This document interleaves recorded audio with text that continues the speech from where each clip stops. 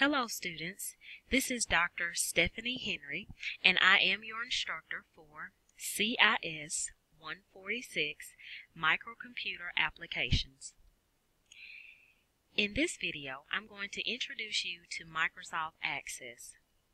Hopefully you've already been on our class Blackboard site and you should have already signed up for your SAM account, which is the Skills Assessment Manager, which houses our electronic textbook, training tutorials, projects, and exams. If you have not done so already, please stop the video, go to the Blackboard site, and find the ebook/materials needed tab to sign up for your SAM account. All the instructions should be listed on the Blackboard site. In addition to signing up for your ebook, hopefully you've already read through your Week 1 and Week 2 assignments, which tell you to view your Access training tutorial videos. It would be helpful for you to have viewed your training tutorial videos on Microsoft Access before viewing this video. If you're ready to begin, we'll get started. So the first question is, what is Microsoft Access? Microsoft Access is a database management system. This is a program that allows you to create a database, add, change, or delete the database, and ask questions and create reports using the data that's in your database. Last point, it also has the capacity to manage multiple databases. So with Microsoft Access, you can create as many databases as you need. What is a database? Well, a database is a computerized filing system that allows you to enter, organize, display, and retrieve information. Similar to the file cabinets and folders of the past, you would have information in, for example, a manila folder, and you would store them in a file cabinet. Microsoft Access is actually an electronic version of that system. Many of you have probably already worked with or used a database before without really realizing it. For example, Student Suites that we use at Lawson State Community College is a form of a database. It holds student information, names, addresses, grades. All of this is information stored electronically in a database. The difference is it's already created for you. In our CIS 146 class, we will learn how to create a database from scratch. Before we do that, how is data organized in a database? Well, first you'll have basic fields. And a field is a single characteristic or attribute of a person, a place, could be an object, an event, an idea, or whatever it is you're keeping track of in your database. An example from Student Suites: one field may be student name, another field may be date of birth. Let's take a view of the example table I have in front of us. Currently you have columns which represent each field. Column 1 represents field 1, which doesn't have a label. So let's give it a label. Let's say that field 1 is student, if I can type, is student ID number. Let's say that field 2 is name, field 3 could be address, and field 4 could be phone number. Each field is a characteristic of a student or person. Hopefully this helps you to understand what a field is. And this is linking directly to how information is organized in a database. So we start with fields, and now we'll move on. The next category is a record, and a record is a set or group of field values. So for example, if field 1 is ID, field 2 is name, field 3 is address, and field 4 is phone number, all of these fields collectively together create a record for Kim Harris, for example. We have all of her information, and that information in each field creates a record. Hopefully this is clear.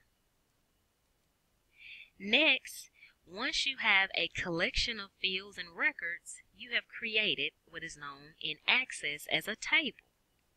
Notice the table here. This is a student table. It has student ID numbers, student names, student addresses, and student phone numbers. In a database, you could have multiple tables with different kinds of information. Each table, however, in your database must have what is known as a primary key. The primary key is a field that uniquely identifies a record, a specific record. And an example of a primary key is an ID number. So let's use student ID as an example. Each student in our student table has a different student ID number.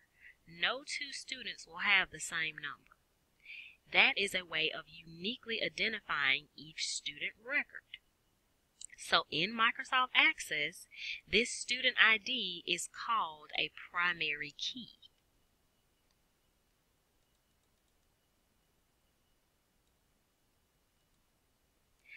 Alright, since a database will contain many tables, the tables must have a relationship with each other.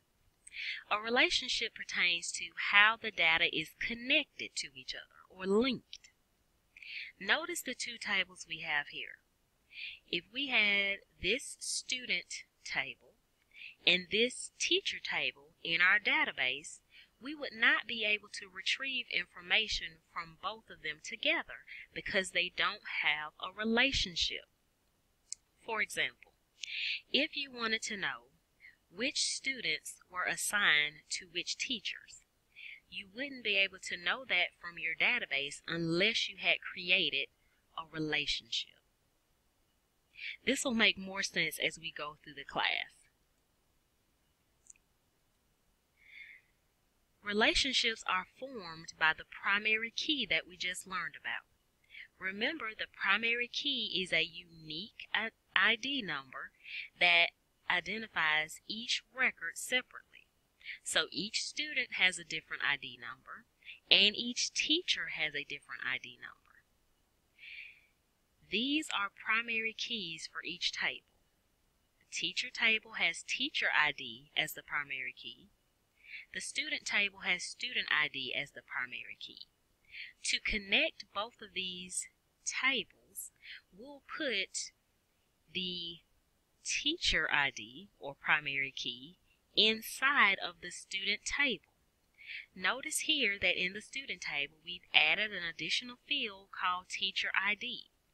This way we have a link between the students and teacher data. When a primary key from one table is added to a different table, it is then called a foreign key. Here we have the same example of the student table and the teacher table. In the last slide, we put the teacher ID field in the student table. So in the teacher table, the teacher ID is the primary key, uniquely identifying each record, while in the student table it's just called a foreign key. And the foreign key is helping us to link our data. Hopefully, as we go through the semester, you'll be able to see this in action when we actually work in Microsoft Access. For now, I'm just trying to make sure that every student understands the concept of how information is organized in a database. So far, we've learned that databases have tables that have fields and records. And each table has to have a primary key that uniquely identifies each record.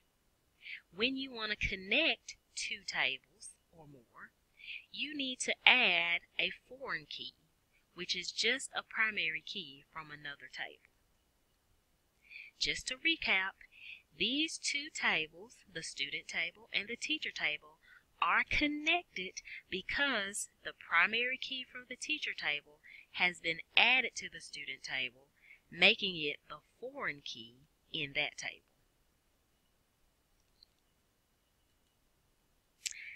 Other objects inside of a database. So far we've learned about tables, and most of the information contained inside of a database will be set up as a table. And remember, tables are just a collection of fields and records. When we need to know information about our database, or if we want to ask a question about our database, for example, which students are assigned to which teachers, that object is called a query, and it will look very similar to a table. Right now, I'm just going over the different objects in a database. We've learned about tables, and later on we'll look at queries, which are questions about our data that come in the form of a table. And then further down the line, we'll learn about forms and reports. A form is just a different way to view your data, a customized view of data in your database. And a report is a formatted and printed version of your data.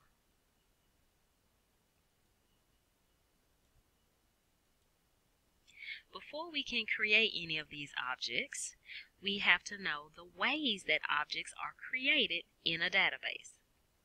One way to create a table or object is in Design View. Design View allows you to define or change an object's structure, appearance, or properties. Hopefully you saw Design View when you were doing your training tutorials. Yet another way to create a table is in Datasheet View. Datasheet View allows you or shows you the object's contents in rows and columns, similar to a table or spreadsheet. In this method, you simply enter data directly into the table. You don't set it up like you do with Design View. Both of these should be covered in your training tutorials. Lastly, you can create objects in a database with a wizard. A wizard asks you questions using a dialog box.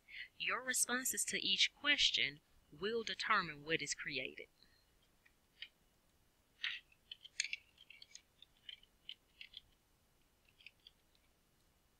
This concludes this training tutorial video. Please review it if you have additional questions. Also, please make sure that you view your training tutorials in SAM, the Skills Assessment Manager. Thank you.